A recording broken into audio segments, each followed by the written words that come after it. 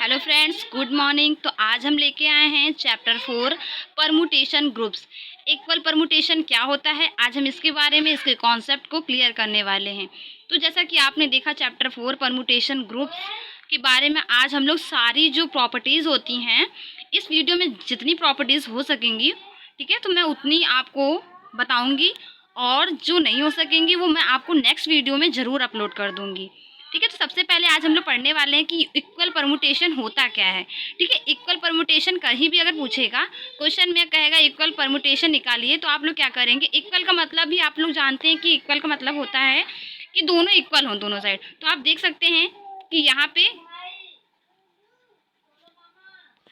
पे देख सकते हैं कि जो यहाँ पे हैं इक्वल परमुटेशन में 1 2 3 4, यहाँ पे भी 1 2 3 4, यहाँ पे भी तो सेम है।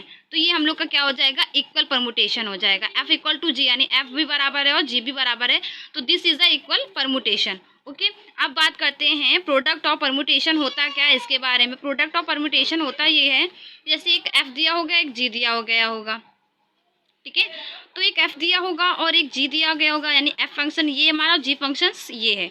तो क्या करेंगे, इन दोनों का मल्टीप्लाई करा देंगे। मल्टीप्लाई मतलब इसका कैसे निकालेंगे, दिखते हैं। जैसे F इंटू जी निकाला है तो 1 का यहाँ पे कितना है 2, तो यहाँ पे 2 का कितना है 1, ये देखो, ठीक है, यहाँ पे लिख देंगे 1। पहले ये जो यहाँ पे इक्वल है, तो हम लोग इसको क्या करेंगे, एक बार लिख देंगे। कितनी बार लिख देंगे, ओनली 1 बार। तो यहाँ पे मैंने ये लिख दिया। यहाँ पे जब मैंने ये लिख दिया, ऊपर ऐसे ही नोट डाउन कर देंगे। अब 1 का यहाँ पे कितना है 2 है, तो यहाँ पे 2 का कितना हो जाएगा 1, ये देखो यहाँ पे मैंने 1 लिख दिया। यहाँ पे 2 का 3 है, तो यहाँ पे 3 का कितना है 4 है, तो यहाँ पे मैंने लिख दिया। यहाँ पे 3 का 4 है, तो यहाँ पे 4 का कितना है 3 है, यहाँ पे लिख दिया मैंने। और यहाँ पे 4 का 1 है, तो यहाँ पे 1 कितना है 1 का, सॉरी 4 का 1 है, तो यहाँ पे 1 का कितना है 2 है, तो यहाँ पे मैंने 2 लिख दिया। ये होती है हम लोग प्रोडक्ट ऑफ परमुटेशन। ओके, अब बात करते हैं आइडेंटिटी परमुटेशन क्या होता है, इसके बारे में जान लेते हैं। देखो, आइडेंटिटी परमुटेशन होता क्या है, आप लोग जानते हो कि आइडेंटिटी का मतलब ही होता है कि वहाँ पे 1 1 आ जाता है। तो यहाँ पे क्या होता है, यहाँ भी इक्वल, जहाँ पर भी आपको 1 1 2 2 3 3 4 4 दिखे, वो समझ जाना कि ये आइडेंटिटी मैट्रिक्स ही होगी। ओके, अब बात करते हैं साइक्लिक परमुटेशन क्या होता है। ठीक है, साइक्लिक परमुटेशन को हम लोग इसका मेथड डाल लेते हैं, या फिर ये कहें कि आप एग्जाम्पल है, तो ये एक प्रकार का मेथड भी आप कह सकते हैं, या फिर ये कह सकते हैं क्वेश्चन है, एग्जाम्पल है। तो इसमें क्या दिया गया है, साइक्लिक मेथड 1 2 3 4 5 1 3 2 4 2 4 1 2, ये इक्वेशन दी होगी। मान लो ये फंक्शन दिया गया है। अब इसका साइक्लिक परमुटेशन कैसे निकाल लें, एक का कितना आया है 2, मतलब इसमें ये बताया था क्वेश्चन में कि इसका एक बार भी डबल नहीं आना चाहिए किसी भी संख्या। तो 1 का कितना हो जाएगा 2, 1 का 2, 2 का 1, 2 का 1, ये देखो 1 का 2, 2 का 1। तो ये वाले हम लोग की क्या होगी, साइक्लिक परमुटेशन निकल के आई। कौन सी, ये वाले हम लोग की क्या है, साइक्लिक परमुटेशन। अब आइए इसके कुछ कम से कम 2-3 क्वेश्चन देख लेते हैं इसी के, और ठीक है, एग्जाम्पल्स फर्स्ट देख लेते हैं। सबसे पहले 1 2 3 2 3 3 4 4 1। अब इसका क्या करेंगे, 1 का 2 है, 1 का 2, 2 का 3 है, देखो 2 का 3 है, 3 का कितना है 4, यानी 3 का 4, और 4 का कितना है 1, तो 1 तो एक बार लिख चुके हैं, दोबारा नहीं लिखते हैं। यानी पे यहाँ पे होता क्या है कि एक संख्या को दोबारा नोट डाउन नहीं कर सकते हैं। इसी से क्वेश्चन नंबर 2 देखते हैं। क्वेश्चन नंबर 2 में भी सेम प्रोसेस होगा, क्वेश्चन नंबर 3 में भी सेम प्रोसेस होगा, एंड क्वेश्चन नंबर 4 में भी सेम प्रोसेस होगा, एंड देन 5 और 6 में भी कुछ ऐसे ही होगा। अब बात करने वाले हैं हम लोग लेंथ ऑफ साइक्लिक परमुटेशन क्या होता है, लेंथ ऑफ साइक्लिक परमुटेशन। ठीक है, इसमें क्या होता है 1 1, अब क्या करेंगे 1 1 है, 2 4 है, 3 3 है, 4 5 है, 5 6 है और 6 2 है। अब इसको कैसे करेंगे, लेंथ ऑफ साइक्लिक परमुटेशन। जब भी क्वेश्चन में कहेगा कि लेंथ ऑफ साइक्लिक परमुटेशन को सॉल्व करना है, तो आप लोग क्या करेंगे 1 1, यानी ये आइडेंटिटी हो जाएगा एक तरीके से, देखा जाए आइडेंटिटी है तो आइडेंटिटी हम लोग को नहीं नोट डाउन करनी, ये ठीक है, तो ये कट जाएगा, इसको नोट डाउन नहीं करना है, ये कट जाएगा, और सेम है, कोई ऊपर नीचे नहीं है। अब क्या करेंगे 2 का 4, 4 का कितना है 5, और 5 का कितना है 6, और 6 का कितना है 2। अब 2 तो एक बार लिख चुके हैं, दोबारा नहीं लिखेंगे। ये होता है हम लोग का length of cyclic permutation. Okay, ये हम लोग का आंसर हो गया। अब बात करते हैं साइक्लिक एंड डिस्ट्रॉयड परमुटेशन क्या होता है, इसके बारे में जान लेते हैं। तो साइक्लिक और डिस्ट्रॉयड परमुटेशन हम लोग का ये होता है कि इसमें कितने परमुटेशंस बन रहे हैं। ठीक है, तो इसमें क्या हो जाएगा, जैसे 1 लिखा है, 1 2 3 4 9 तक लिखा है, यहाँ पे इस केस दी गई है। ठीक है, तो 1, अब क्या करेंगे 1 का कितना है 2 है, 1 का 2, फिर 2 का कितना है 3, 3 का कितना है 4 और 4 का कितना है 5, इसको मैंने ऐसे लिख दिया। अब क्या करेंगे, अब 5 1 तो चला ही जाएगा, इसका कुछ होना नहीं है।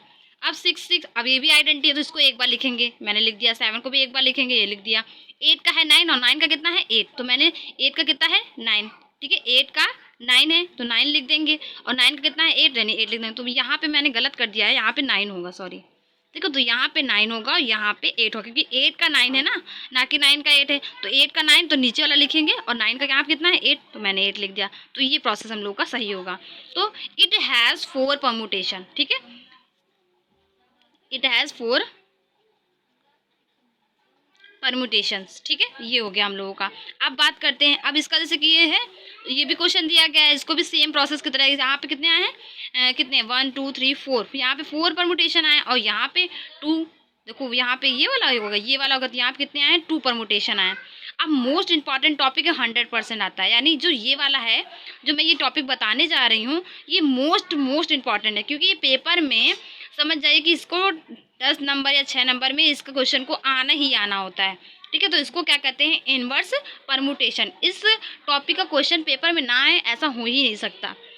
इस टॉपिक का क्वेश्चन पेपर में ज़रूर आएगा, 100% श्योर, ठीक है। तो इसको कैसे करेंगे आइए देखते हैं। एफ इक्वल टू, ये फंक्शंस दिया होगा, अब एफ दिया होगा तो हम लोग को जी निकालना होगा। जी कैसे निकालते हैं आइए देखिए, let G be R inverse permutation of F, ठीक है, यानी मैं कैसे निकालूंगी 1 2 3 4, मैंने ऊपर वाली जैसे ये क्वेश्चन में दिया गया था ना, यहाँ पे लिखा हुआ, तो मैंने ये ऊपर नोट डाउन कर लिया। अब यहाँ पे नोट डाउन जब मैंने कर लिया तो यहाँ पे मैंने एक्स मान लिया, वाई मान लिया, जेड, टी। आप टी के जगह समथिंग कुछ भी मान सकते हैं, यू मान सकते हैं, कोई भी वेरिएबल्स को यहाँ पे रख सकते हैं। अब क्या करेंगे, एफ जी इक्वल टू आई दिया गया है, अब क्या करेंगे, जैसे ये दिया गया है, अब 1 2 यहाँ पे देखो दिया है 1 पूरा, ये जो था वो मैंने पूरा जो पहले क्वेश्चन दिया फंक्शन वो दिया था, यानी ये एफ दिया गया और ये जी दिया गया। जी मैंने निकाला यहाँ से, ये लिख दिया, पुट कर दिया, और एफ तो दिया ही गया था, वो मैंने कर दिया। अब मैंने क्या किया है, यहाँ की वैल्यूज़ और यहाँ की वैल्यूज़ को मैंने यहाँ पे पुट कर दिया, क्योंकि यहाँ की वैल्यूज़ और यहाँ की वैल्यूज़ मैंने यहाँ पे पुट कर दी। अब क्या करेंगे, तो इक्वली हो गया, तो आइडेंटिटी बन गया पूरा। अब क्या करेंगे, यहाँ पे क्या है कितनी, इसको मैंने यहाँ पे नोट डाउन कर दिया, एक ही जैसे, तो एक बार लिखेंगे। अब यहाँ पे एक्स की वैल्यू कितनी है, एक्स की वैल्यू यहाँ पे कितनी देखा जाए तो 2 है, तो मैंने क्या किया, यहाँ पे जो वैल्यूज़ लिखी मैंने, वहाँ पे मैंने ये वाले फंक्शंस को यहाँ पे नोट डाउन कर दिया, सॉरी यहाँ पे नोट डाउन नहीं करेंगे। अब मैंने यहाँ पे क्या कर दिया, ठीक है। तो अब क्या करेंगे 1 2 3 4 मैंने लिख दिया। अब क्या करेंगे, इसको हम लोग वाई टी जेड एक्स मैंने यहाँ पे लिख दिया, फिर इसको ऐसे ही उतार दिया। अब क्या होगा, अब यहाँ पे वैल्यूज़ हो गई, वाई की वैल्यू कितनी है 1 है, तो मैंने यहाँ पे लिख दिया वाई की वैल्यू 1 है, टी की वैल्यू कितनी है 2 है, जेड की वैल्यू कितनी है 3 है, और एक्स की वैल्यू कितनी है 4 है, तो ये मैंने लिख दिया। अब लिख दिया, उसके बाद क्या करेगा, इन्वर्स परमुटेशन क्या हो जाएगा, इसको तो ऊपर वाला ऐसे ही लिखा रहने देंगे। तो एक्स की वैल्यू हम लोग की कितनी थी, अब देखो एक्स की वैल्यू यहाँ पे कितनी है 4 है, ठीक है, और फिर उसके बाद क्या हो जाएगा, y की वैल्यू कितनी है यहाँ पे 1 है, तो मैंने 1 लिखा ऐसे थे, इसी के अकॉर्डिंग मैंने यहाँ पे ये लिख दिया। ये होता है इनवर्स परमुटेशन। ये काफ़ी लॉन्ग क्वेश्चन है, ठीक है। तो यहाँ तक मैंने पूरा करा दिया है फिलहाल। तो ये देखिए, आप लोग इसका स्क्रीनशॉट अच्छे से ले सकते हैं। फिलहाल ये इतना ले लीजिए, फिर आगे मैं ये वाला आप लोग स्क्रीनशॉट ले सकते हैं। तो आज के लिए इतना काफ़ी है। आई होप आपको बहुत अच्छे से समझ में आया होगा। Thank you very much. अगर वीडियो अच्छा लगा तो लाइक सब्सक्राइब एंड कमेंट करना ना भूलें। Thank you very much.